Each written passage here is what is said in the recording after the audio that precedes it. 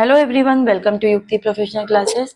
इस वीडियो में हम UGC net paper 1 unit 2 research aptitude के बारे में देख रहे हैं। अगर आपने मेरे चैनल को सब्सक्राइब नहीं किया तो मेरे चैनल को सब्सक्राइब, शेयर एंड लाइक जरूर करिए। चलिए अब स्टार्ट करते हैं। तो जब एक रिसर्च होता है तो रिसर्च क्या होता है, विभिन्न माध्यमों के द्वारा होता है। तो शोधकर्ता क्या करता है, अपने कार्यों में, निष्कर्षों में और विचारों में एक मतलब व्यापक रूप प्रस्तुत करता है। तो ये किन के माध्यम से होता है? जो माध्यम है शोध पत्र द्वारा, मतलब रिसर्च पेपर, लेख, आर्टिकल्स, कार्यशालाएं, वर्कशॉप होती है, संगोष्ठियां जो सेमिनार होते हैं, सम्मेलन, कॉन्फ्रेंस और परिसंवाद, सिंपोजियम जो होते हैं, इनके माध्यम से ये रिसर्च का काम कंप्लीट किया जाता है। ठीक है, तो अब हम इन ये जो टर्म्स हैं इनको वन बाय वन समझते हैं। तो सबसे पहला है हमारा रिसर्च पेपर। तो रिसर्च पेपर क्या, एक विस्तृत, गहन और शोधपरक आलेख होता है जिसमें किसी विशेष शोधकर्ता के तथ्यों, निष्कर्षों और दृष्टिकोण को प्रस्तुत किया जाता है। अनुसंधान पत्र का उद्देश्य जो होता है, शोध को व्यापक समाज में प्रस्तुत करना, वैज्ञानिक समुदाय के समक्ष अपने विचारों को रखना होता है। ये शोधकर्ता को बाहरी दुनिया के बुद्धिजीवी वर्ग से परिचित कराता है और अन्य शोधकर्ता के साथ विचार विमर्श का मार्ग प्रशस्त करता है। ठीक है, तो मान लीजिए अगर कोई एक शोधकर्ता जो पर्यावरणीय समस्याओं पर अध्ययन कर रहा है, तो वो अपने शोध पत्र में प्रदूषण की नई तकनीकों और उनके प्रभावों का विस्तार से प्रस्तुत कर सकता है। इसके माध्यम से वो वैज्ञानिक समुदाय को अपने निष्कर्षों से अवगत कराएगा और उनकी प्रतिक्रियाएं प्राप्त कर सकता है। तो रिसर्च पेपर सीधा सा जो है कि विस्तृत, गहन और शोध परक आलेख होता है। तो अनुसंधान पेपर विस्तृत शोधपरक आलेख जो अनुसंधानों को सार्वजनिक स्वरूप प्रदान करते हैं, साथ ही शोधकर्ता को परिचय बाहरी दुनिया से बुद्धिजीवी वर्ग में कराते हैं। अनुसंधान पत्र के माध्यम से शोधकर्ता अपने अनुसंधान के तथ्यों, दृष्टिकोणों और निष्कर्षों को विश्व के प्रबुद्ध समाज में संप्रेषित करता है। और रिसर्च पेपर की जो राइटिंग होती है वो कैसे होती है? तो अनुसंधान पत्र जो लेखन में शोधकर्ता को प्राथमिक और द्वितीय स्रोतों का उपयोग करना पड़ता है। ठीक है, तो यहाँ पे जब रिसर्च पेपर राइटिंग होती है तो उसमें क्या करेगा, जो वो डाटा जहां से मिलेगा, जहां से भी उसको सोर्स मिलेंगे, वो प्राइमरी और द्वितीय सोर्स का उपयोग करके करेगा। प्राथमिक स्रोत जो प्राइमरी जो सोर्सेस होते हैं उसमें क्या होता है, प्रत्यक्ष रूप से डाटा एकत्रित करते हैं, मतलब सीधे से आपको जैसे साक्षात्कार करके कराए, कोई एक्सपेरिमेंट करके किया, सर्वेक्षण करके किया, तो यहाँ डेटा फर्स्ट इंस्टेंट पे मतलब एकत्र किया जाता है, सीधे तौर पे किया जाता है। द्वितीय स्रोत वो होता है जो पहले से उपलब्ध डाटा है या जो शोध पत्र होते हैं उनसे प्रेरणा लेकर उनसे संदर्भ लिया जाता है ना, वहां से हम रेफरेंस लेते हैं। जैसे अगर किसी हमने कहीं पे कहीं और का डाटा यूज किया तो नीचे लिख देते हैं कि ये यहाँ से लिया, ये इस साइट से लिया, ये इस बुक से लिया है। ठीक है, तो वहां पे रेफरेंस दे दिया जाता है, तो ये द्वितीय स्रोत से लिया जाता है। इसके अलावा वो जो पीर रिव्यू होता है, इसके माध्यम से अन्य विशेषज्ञ शोध पत्र को जांचते हैं और उनमें सुधार या सुझाव देते हैं। यह प्रक्रिया अनुसंधान की गुणवत्ता और विश्वसनीयता को बढ़ाती है। ठीक है, तो ये जो रिसर्च पेपर राइटिंग होती है उसमें जो डाटा हम लाते हैं प्राइमरी सोर्स और सेकेंडरी सोर्स के माध्यम से लाते हैं। ठीक है, अब इसमें आर्टिकल।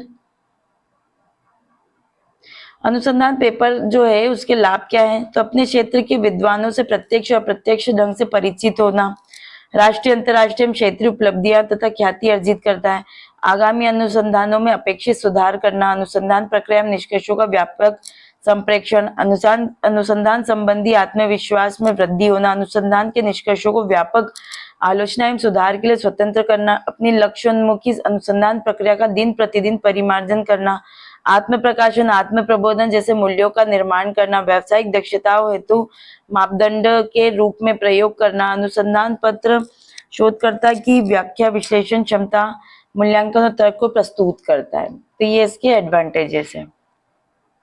अब हम देखते हैं जो लेख होते हैं, आर्टिकल्स होते हैं, वो क्या होते हैं? तो अनुसंधान लेख भी अनुसंधान पत्र की तरह ही होता है, लेकिन ये अधिक सामान्य और कम औपचारिक होता है।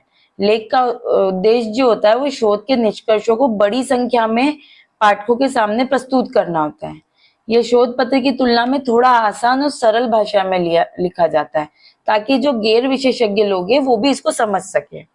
ठीक है, जैसे अगर एक वैज्ञानिक जो जलवायु परिवर्तन पर अध्ययन कर रहा है तो वो लेख में पर्यावरण के बदलाव, उनके कारण होने वाले प्रभाव को सामान्य जनता के लिए सरल भाषा में प्रस्तुत करेगा। ठीक है। ये लेख जो होगा सामान्य पत्रिकाओं में या फिर ब्लॉग के माध्यम से प्रकाशित हो सकता है, ताकि ये साधारण लोग भी जो विशेषज्ञ नहीं है, गैर विशेषज्ञ लोगों तक भी इसके बारे में बताया जा सकता है।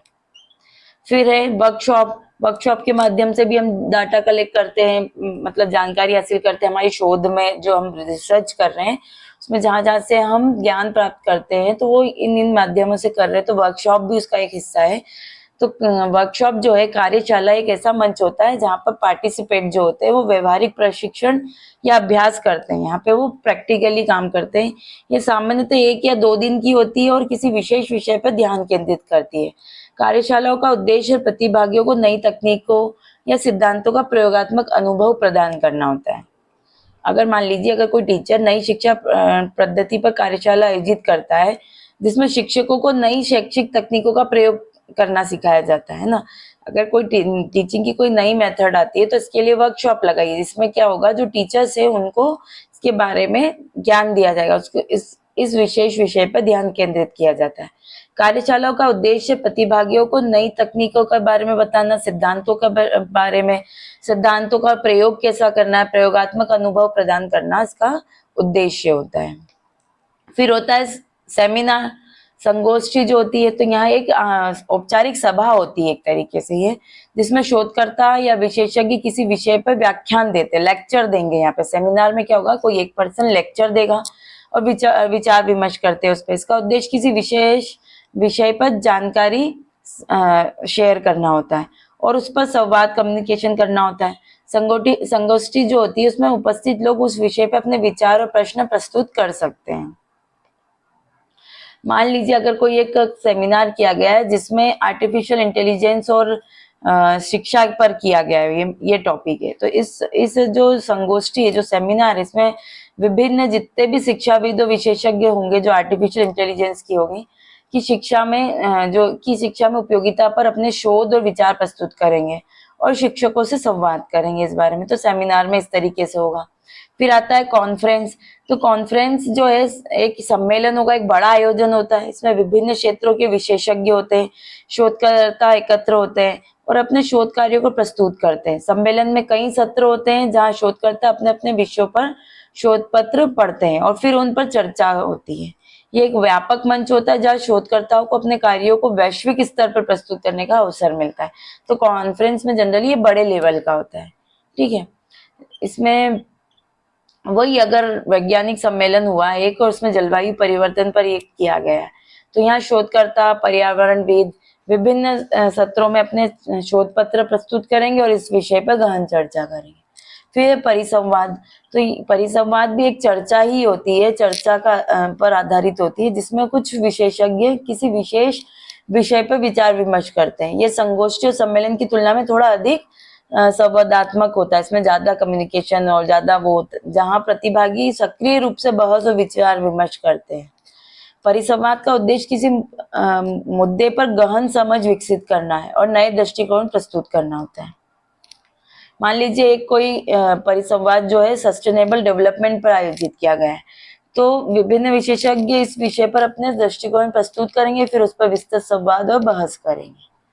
तो इस प्रकार हमने ये देखा कि अनुसंधान पेपर, लेख, कार्यशाला, संगोष्ठी, सम्मेलन, परिसंवाद ये ऐसे माध्यम है जिनके द्वारा शोधकर्ता अपने शोध कार्यों को पूरा करता है, प्रस्तुत करता है। मतलब शोध कार्य करने के बाद इस वे में वो प्रस्तुत करेगा उस चीज को, उसने जिस जिस चीज पर शोध किया है, जो उसको या तो एक पेपर के माध्यम से, रिसर्च पेपर के माध्यम से बताएगा, आर्टिकल के माध्यम से शो करेंगे, ब्लॉग में बताया, किसी न्यूज़पेपर में एक आर्टिकल दिया, कार्यशाला में लोगों को उसके बारे में बताया, उससे प्रैक्टिकल जैसे कोई तकनीक है वो सिखाया, ये चीज हुई।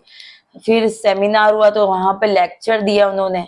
ठीक है। फिर अगर कॉन्फ्रेंस हुआ तो यहाँ पे वार्तालाप हुई ना, उस बारे में विचार विमर्श हुआ। परिसंवाद हुआ तो इसमें बड़े लेवल पर ये परिसंवाद हुआ, कम्युनिकेशन हुआ, बहस हुई। ठीक है। तो इस प्रकार से वो अपने शोध, जो भी उसने शोध कार्य किया है, उसको प्रस्तुत करता है। चलिए।